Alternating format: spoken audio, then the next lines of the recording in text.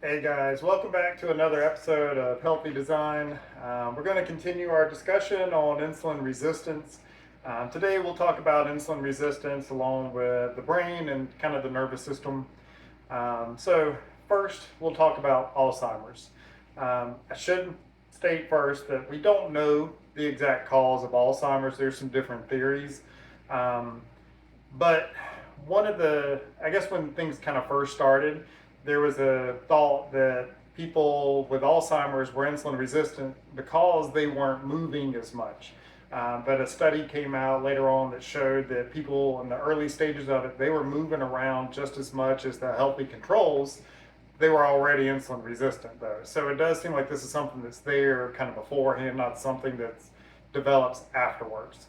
Um, the most significant variable with Alzheimer's is it's not insulin resistance, it's ApoE, and specifically the ApoE4 subtype or phenotype.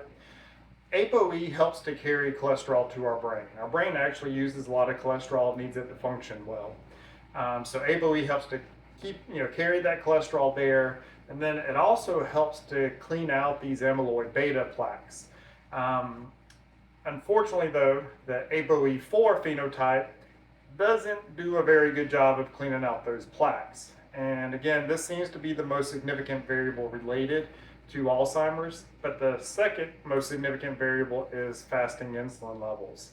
Um, One interesting aside is a study showed that for every 10 years you're insulin resistant, your brain ages like an extra 2 years. So I just thought that was interesting. But so what we see is that those insulin levels go up. Um, and what we also see with that is insulin can actually increase that amyloid beta plaque formation. Um, it also has a role with this protein called tau. Tau leads to these neurofibrillary tangles if it's kind of overactive. And so if our insulin levels are good and normal, it kind of inhibits tau so it can't get overactive. But if that insulin level is not good, if we're insulin resistant, we can't inhibit tau, so now it's overactive. It leads to more of those neurofibrillary tangles. So that's one of the theories that amyloid beta plaques and those tangles contribute or cause Alzheimer's disease. Again, that's just one theory. And I should note that they find those amyloid beta plaques and those neurofibrillary tangles in healthy people who have no signs of dementia. So that doesn't seem like that necessarily covers everything. So another theory is glucose hypometabolism. That's just a fancy way of basically saying insulin resistance. That if you're insulin resistant, you're not going to metabolize glucose as well, so that metabolism of it's going to go down because you need more and more insulin to metabolize the glucose and produce energy, etc. So if we're not sensitive to insulin, then we're not metabolizing things well. We're not producing energy. The brain cells can't work, neurons can't work, and then if they're not working, eventually that's going to lead to problems. We see this same thing when it comes to neuropathy. So with diabetic patients, so type 2 diabetes, neuropathy is a very common finding. And so it could be numbness or tingling, or it could be painful as well. And the high blood sugar levels they have definitely is part of the issue with that neuropathy, but insulin is another part of that as well. And again, if the insulin resistant, then those cells can't function well, and if they can't function well, it's eventually going to lead to problems of some sort or another. Um, so another thing with vascular dementia, we see this correlation or this link with insulin resistance as well. It appears that this would be related to what we talked about last week. We know if you're insulin resistant, it decreases nitric oxide production, which leads to vasoconstriction, so there's more pressure, which can then lead to damage. It also leads to hypertrophy of that inner lining of the blood vessel, which again constricts things, increases the pressure, etc. So if you want to recap of that, go back and listen to last week's. So we see where insulin resistance is definitely playing a part in all these things. Another place too is Parkinson's. So the interesting thing there, we know substantia nigra and dopamine plays an important part with Parkinson's. But then very interesting thing with insulin and dopamine is that they affect each other. And so, if we have good insulin signaling, so good metabolic function, then we have good dopamine signaling.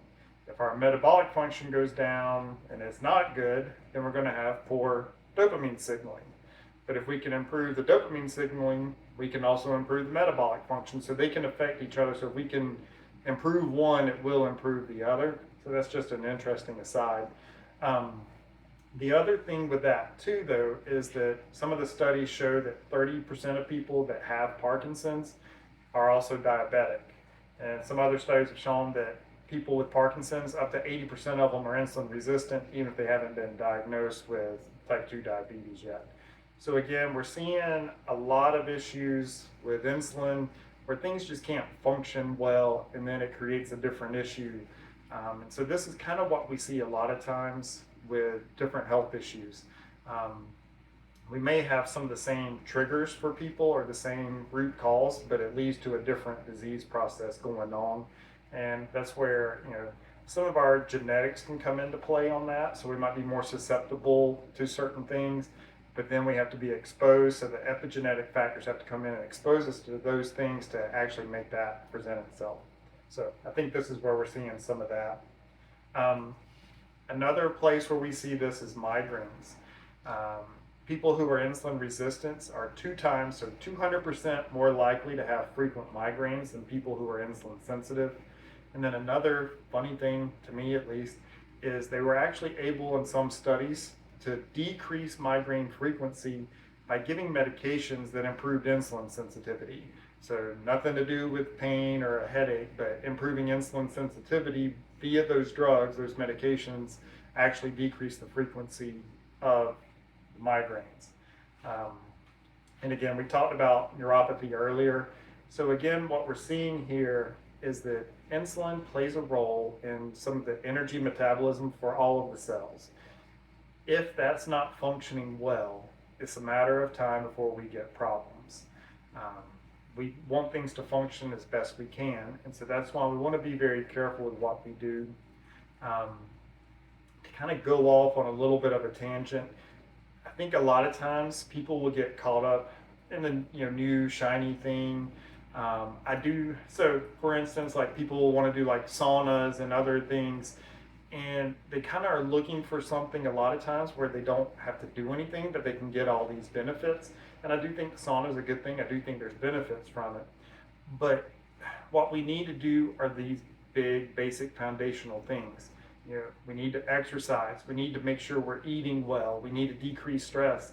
If we handle and sleeping well, if we do those things, we will put our body in a very good position to handle most things that come at it. Doesn't mean that we'll be 100% healthy. We'll never have any issues whatsoever, but we are stacking the deck in our favor. And so we want to make sure we have those things in place, and then we can layer on top some of those other things, sauna and different things. But let's not kind of lose sight of the forest for the trees. We got to get those foundational principles in place, and then that'll have the biggest impact on our health and our quality of life.